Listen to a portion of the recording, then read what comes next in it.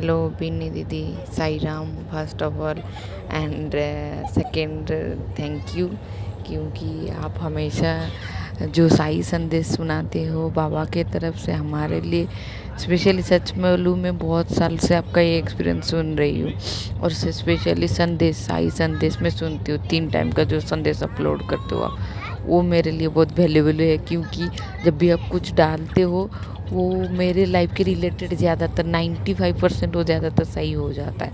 तो इसलिए मैं, मेरे लिए तो बहुत मायने रखता है कि बाबा का ब्लेसिंग्स आपके ऊपर है कि आप इतना करेक्ट सब कुछ बोल पाते हो।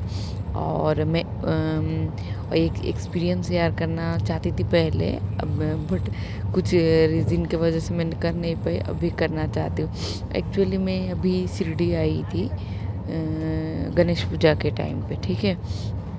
तो सच बोलूँ, ये चीज़ मैं मतलब बोलने की शर्म नहीं, बट बोलना चाहती हूँ, क्योंकि ये सबके लिए जानना बहुत ज़रूरी है मुझे लगता है। एक्चुअली लड़कियों के लिए स्पेशल एक प्रॉब्लम है कि पीरियड्स के टाइम पे मना करते हैं। बहुत सारे घरों में रूल रेगुलेशंस है कि भगवान को नहीं छूना चाहिए, ये वगैरह, ये इसको टच मत करो, उसको पूजा में मत बैठो, पुष्पांजलि मत दो। बहुत रूल रेगुलेशन है, सबके घर के अलग अलग नीति नियम है। तो मैं गांव से बिलोंग करती हूँ, ठीक है। तो हमारे घर में तो बिल्कुल अलाउ नहीं है एटलीस्ट 5 डेज़ तक।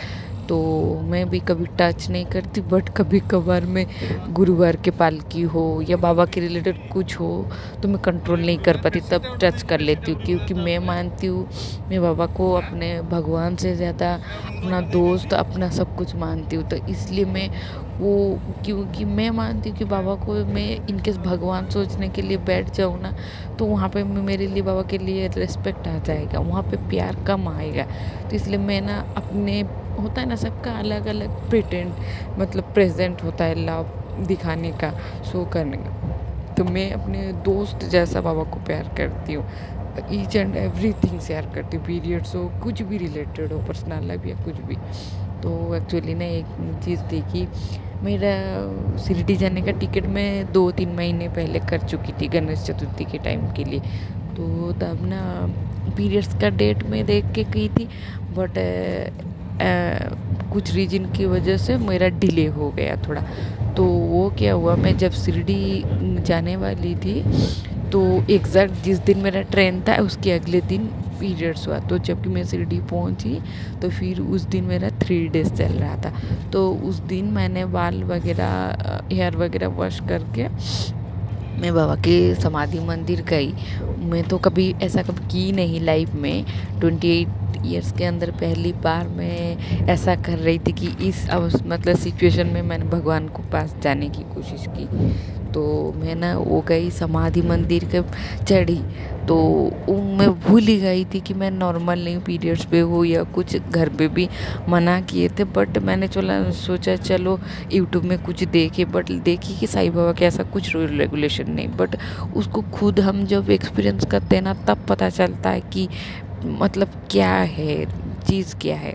तो होते ना, तो मैं ना जब समाधि मंदिर गई तो मैंने आज तक शिरडी में 5-6 बार जा चुकी हूँ, तो बट एक बार भी समाधि टच करने की मुझे मतलब चांस ही नहीं मिला, होता नहीं, बनता नहीं था।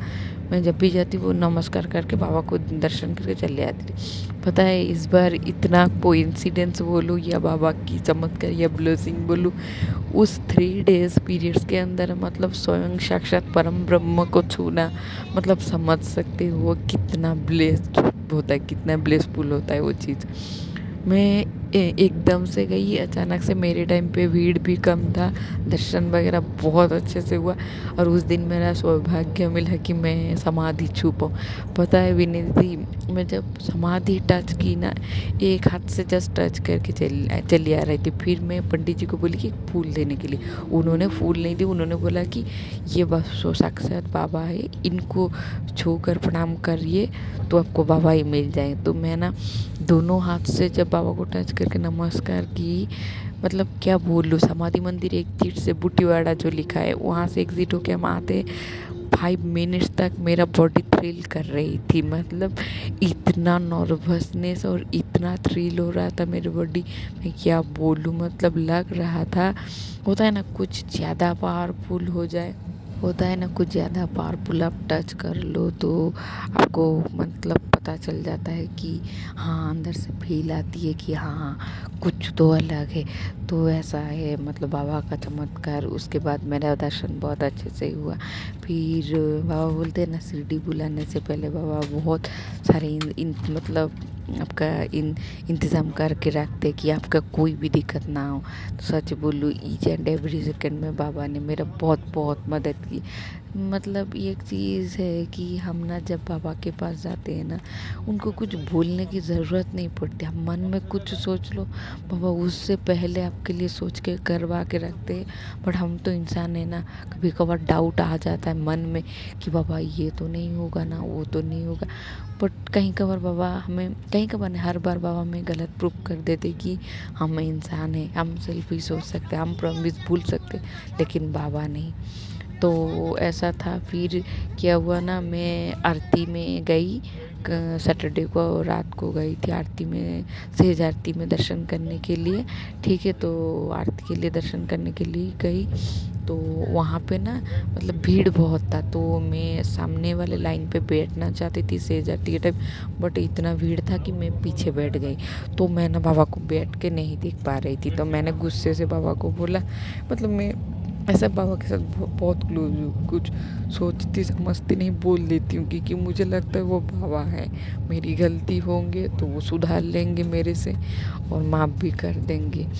तो ना मैं बैठ के बाबा को, आरती में पीछे बैठ के बाबा को बोली कि ऐसे आरती में बिठाए आपने कि आपका मुंह भी नहीं दिख रहा है, आपका दर्शन ही नहीं हो रहा है, तो इतना दूर बिठा के आरती करने से फ़ायदा आपने मुझे बुलाया क्यों, मैं आके क्या गलती कर दी आरती में, ऐसा कुछ मन में बोल रही थी। सच बोलूँ, मैंने इतनी बार सेज आरती में गई है समाधि मंदिर, फिर भी कभी जो पीछे बैरिकेड होता है जहाँ पे हम बैठ के आरती, सेज आरती बैठ के करते हैं, तो उन लोगों को आफ्टर सेज आरती के बाद डोर बंद हो जाता है, अंदर जाने की परमिशन नहीं होती है। बट मैं मन में सोची आरती ख़त्म हुई, पता नहीं उस दिन इतना कोइंसिडेंस था कि डोर अपने आप वो पुलिस वाले जो होते हैं ना, सिक्योरिटी वाले, वो लोग ओपन कर दिए, बोले अंदर जाके सब लोग दर्शन करें। मैं इतने पास से दर्शन की बाबा की कि बाबा इतना तो चमत्कार आप ही कर सकते हो, सच में आपके अलावा कोई नहीं बीट कर सकता आपको। तो मैं वही बाबा को बोली कि मन में जो भी बात समझो सोचो, बाबा वो पहले से ही करके रखे हुए होते। बट कभी कभार हम गलत समझ लेते, लेकिन हालात ऐसा हो जाता है कि हम बाबा को गलत समझते, बाबा गलत नहीं होते, सिचुएशन गलत हो जाता है, तभी हमें वहीं पे स्ट्रांग रहना होता है। ये चीज़ इतना ही है विनी दीदी एंड साई राम। आप मेरी छोटी सी शिरडी की एक्सपीरियंस शेयर कर देना।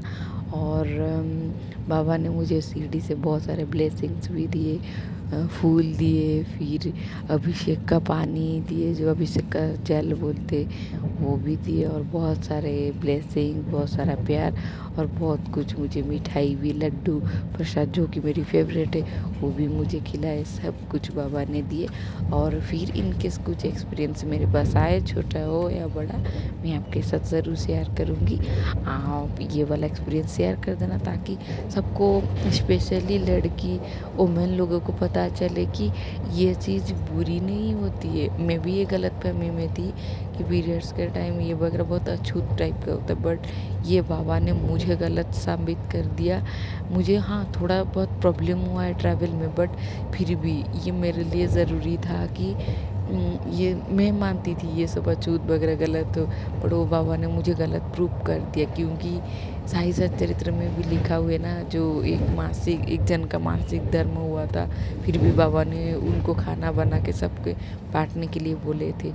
तो वही चीज़ है कि हम गलत समझ रहे थे, इसमें कोई अछूत नहीं होता, लड़की लोग ये सब वगैरह छू सकते, ये हमारा मन का वहम होता है कहीं कभार। बट मन पवित्र होना तो हम सब कुछ कर लेते। नहीं तो आप सोचो, मैं इतने बार आई हूँ, इतने सालों से ट्राई कर रही हूँ, कभी नहीं बन पाता समाधि टच करने। बस इस हालत में मैंने टच करके बाबा ने मुझे वो गलतफहमी दूर कर दी कि ये सब वगैरह कुछ नहीं होता, जिस सब मन की वहम होती। ठीक है विनी दीदी, take care and Sai Ram, thank you.